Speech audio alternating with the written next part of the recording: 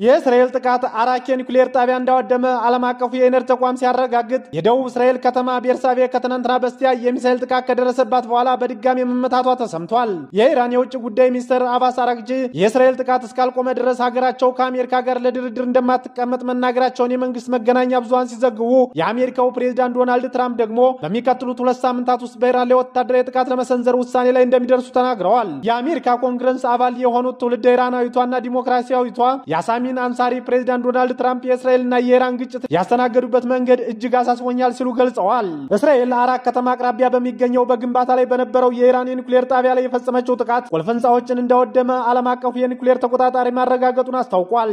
የእስራኤል የጦር አውሮፕላኖች ትላንትና ሐሙስ አራክ የኒውክሌር ጣቢያን መደብደባቸው ሲገለጽ ጥቃት የደረሰበት ጣቢያ የኒውክሌር ቁሶችን አለመያዙን ዓለም አቀፉ የአቶሚክ ኢነርጂ ኤጀንሲ ገልጿል። ከደቡብ ምዕራብ ቴህራን በ250 ኪሎ ሜትር ርቀት ላይ እንደሚገኘው አራክ ያሉ የኒውክሌር ጣቢያዎች የሚያገለግሉት ለሳይንስ ምርምር ሲሆን የኒውክሌር መሳሪያን ለመስራት የሚጠቅም ፕሉቶኒየም የተባለ ንጥረ ነገር ያመርታሉ። የአቶሚክ ኢነርጂ ተቋም ዋና ዳይሬክተር ራፋኤል ግሮሲ በሰጡት መግለጫ እንዳሉት እስራኤል በፈጸመችው ጥቃት እስካሁን የተከሰተ የተለየ የጨረር ልቀት ባይኖርም የመከሰት አደጋዎች ግን አሉ ሲሉ አስታውቀዋል። በዚህ ፈታኝና ውስብስብ በሆነ ሁኔታ ውስጥ ስለ ኒውክሌር ማዕከላቱ ጊዜውን የጠበቀና መደበኛ የሆነ ቴክኒካዊ መረጃዎች ማግኘት ወሳኝ ነው ብለዋል። በደቡብ እስራኤል ቤርሳቤ ኢራን በፈጸመችው ጥቃት ከማይክሮሶፍት ቢሮዎች አጠገብ የእሳት ቃጠሎ መነሳቱ ሲዘገብ በመኖሪያ ህንፃዎች ላይ ከባድ ጉዳት መድረሱንም የዓለም ሚዲያዎች እያሳዩ ይገኛሉ።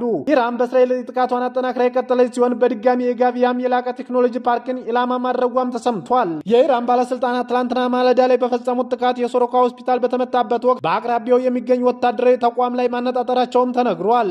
የአሜሪካ ፕሬዝዳንት ዶናልድ ትራምፕ በሚቀጥሉ 2 ሳምንታት ውስጥ በኢራን ላይ ወታደራዊ ጥቃት ለመሰንዘር ውሳኔ ላይ እንደሚደርሱ ሲናገሩ ትራምፕ የ2 ሳምንት ጊዜ የሰጡት ከኢራን ጋር ባለው ትልቅ የመደራደር ዕድል ምክንያት ሲሆን ይህ እርምጃ ውጥረቱን ይቀንሰዋል ተብሎ ተስፋ ተደርጎበታል። ትራምፕ በመካከለኛው ምስራቅ ግጭት ላይ ለመወሰን 2 ሳምንት ጊዜ ሲሰጡ የዩናይትድ ኪንግደም እና የአውሮፓ ህብረት ከኢራን ጋር ሊነጋገሩ መሆኑም ተሰምቷል። ኢራንና እንግሊዝ በውጭ ጉዳይ ሚኒስትሮቻቸው በኩል ባደረጉት ስብሰባ ኢራን የኒውክሌር መሳሪያ እንዳይኖራት ከስምምነት ላይ መድረሳቸውም ታውቋል። የእንግሊዝ ውጭ ጉዳይ ሚኒስትር ከፈረንሳይ፣ ጀርመን፣ አውሮፓ ህብረትና የኢራን ባለስልጣናት ጋር ዛሬ ከሰዓት በጄኔቫ ሊገናኙ ቀጠሮ ይዘዋልም ተብሏል።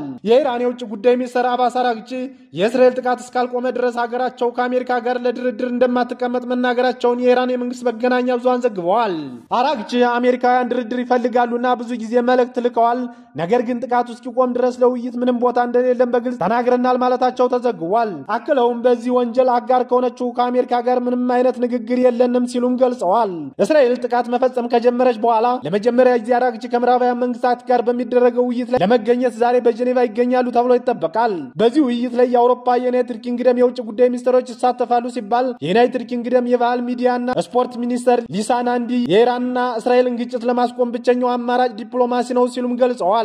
አሜሪካ ኢራን ላይ ጥቃት ለመፈጸም እስራኤልን ከተቀላቀለች ዩናይትድ ኪንግደም እርምጃዋን ልትከተል ትችላለች ወይ ተብለው በቢቢሲ የተጠየቁት ሚኒስተሯ ወሳኙ ነገር ግጭቱ እንዳይባባስ ማድረግ እንደሆነም አጽንኦት ሰጥተው ተናግረዋል።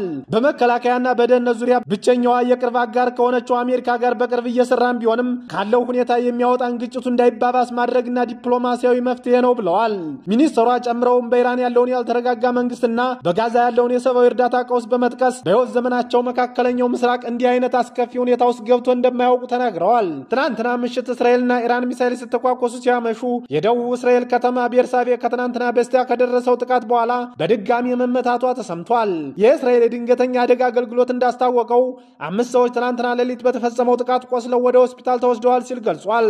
የአሜሪካ ኮንግረስ አባል የሆኑት ትውልደ ኢራናዊቷና ዲሞክራሲያዊ ያሳሚን አንሳሪ ፕሬዝዳንት ዶናልድ ትራምፕ የእስራኤልና የኢራን ግጭትን ያስተናገዱበት መንገድ እጅግ አሳስቦኛል ሲሉ ገልጸዋል። የኢራቅን ጦርነት በመጥቀስ አሜሪካ በቀጠናው ጥሩ ወይም የተሳካ ታሪክ ስለሌላት ጣልቃ መግባት እንደሌለባት ተናግረዋል። አንሳሪ ኢራናውያን ስልጣን ላይ ያለው አካል አለመሆናቸውን ማስታወስ አስፈላጊ እንደሆነ ጠቅሰው አብዛኛው ህዝብ ከ1979 ጀምሮ በእገታ ውስጥ የያዛቸውን እስላማዊ ሪፐብሊክ እንደሚቃወሙ ገልጸዋል። በመሆኑም በሀገራቸው በቦምብ መደብደብ አይገባቸውም ሲሉ አጽንኦት ሰጥተው ተናግረዋል። ትራምፕ ግጭቱን ለመፍታት ዲፕሎማሲያዊ መንገድ ላይ ትኩረት እንዲያደርጉና የአሜሪካ ወታደሮች አላስፈላጊ ህይወት መጥፋት ወደሚወስደው መንገድ ላይ እንዳያተኩሩ አሳስበዋል። ሳምንት በሆነው እስራኤል በኢራን ላይ በከፈተችው ጥቃት አሜሪካ ለመሳተፍ እጇን የምታስገባ ከሆነ ሲኦል ይከሰታል ሲሉ የኢራን የውጭ ጉዳይ ሚኒስትር ሳኢድ ተናግረዋል። አሜሪካ በኢራን ላይ በሚካሄደው ጥቃት የምትሳተፍ ከሆነ ኢራን ሁሉንም አማራጮች በጠረጴዛ ላይ መሆናቸውን በማመልከት ይህም አጠቃላይ ቀጠናውን አረንቋና ሲኦል ያደርገዋል ሲሉ አስጠንቅቀዋል። ምክትል የውጭ ጉዳይ ሚኒስትሩ ሳኢድ ለቢቢሲ እንደተናገሩት አሁንም ኢራን ዲፕሎማሲያዊ መፍትሄ ምርጫዋ መሆኑን በመጥቀስ ነገር ግን ጥቃቱን በኢራን ላይ የሚቀጥል የሚቀጥል ከሆነ ማንም ወደ ድርድር ሊሄድ አይችልም ብለዋል። ይህ ጦርነት የአሜሪካ ጦርነት አይደለም ያሉት የምክትል የውጭ ጉዳይ ሚኒስተሩ ትራምፕ የሚሳተፉ ከሆነ ግን በማያገባቸው ጦርነት የተሳተፉት ፕሬዝዳንት ሆነው እንደሚታወሱ ተናግረዋል። እኛ የምናስበው የጦርነት አሜሪካን የሚመለከት ጦርነት አይደለም፣ ነገር ግን ወደ ጦርነት መግባት የሚፈልጉ ከሆነ ትራምፕ ለዘላለሙ ወደማይመለከታቸው ጦርነት ተጎትተው የገቡ መሪ ተብለው ሲታወሱ ይኖራሉ ብለዋል። በዋናነት የኢራንን የሚሳኤልና የኒውክሌር ተቋማትን ኢላማ አድርጋ ጥቃቶችን በመፈጸም የሰነበተችው እስራኤል ከመሬት በታች የሚገኙ ያለቻቸውን የኒውክሌር ተቋማትን ለማውደም የአሜሪካን ድጋፍ እየጠየቀች ትገኛለች። ፕሬዝዳንት ዶናልድ ትራምፕ እስካሁን ኢራን ለማጥቃት ከእስራኤል ጋር እንደሚያብሩ የሚያመላክት ግልጽ ምላሽ ባይሰጡም በኢራን ላይ የሚፈጸም ጥቃት ማጽደቃቸውን በተመለከተ የአሜሪካ መገናኛ ብዙሃን እየዘገቡ ይገኛሉ።